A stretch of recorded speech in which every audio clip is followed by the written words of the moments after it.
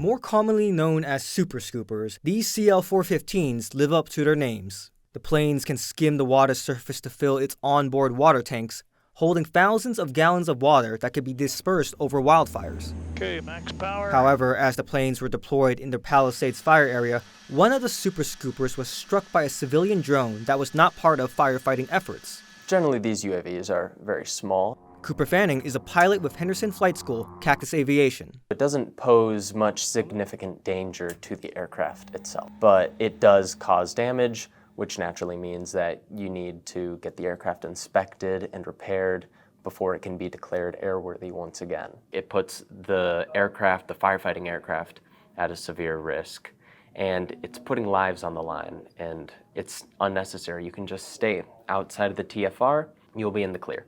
A TFR is a temporary flight restriction that restricts access to an airspace. Reasons could include special events like a large sports game, or for emergency scenarios like the Palisades Fire. Basically, it places restrictions on who can and cannot fly. Generally speaking, if there's a TFR, you can't fly through it.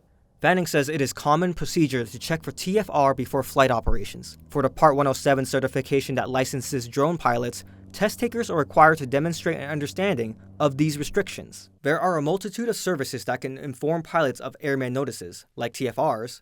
Fanning likes to use the 4Flight app. So this is the map of the Los Angeles airspace.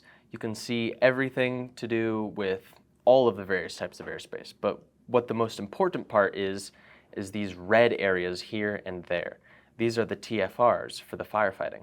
So this is the biggest one, and it has a lot of aircraft in it right now. As you can see, all of these blue arrows are all aircraft, and they're all quite low. Flying at altitudes that drones frequent. However, this would not be an issue if pilots avert restricted areas. Yes, so if a drone pilot were to stay outside the temporary flight restrictions, they would be operating completely legally, and they'd be flying their drone safely. Fanning recommends pilots look at this website funded by the FAA to receive their airman notices and see if flight areas are restricted. For News 3, I'm Ming-Sun Lau.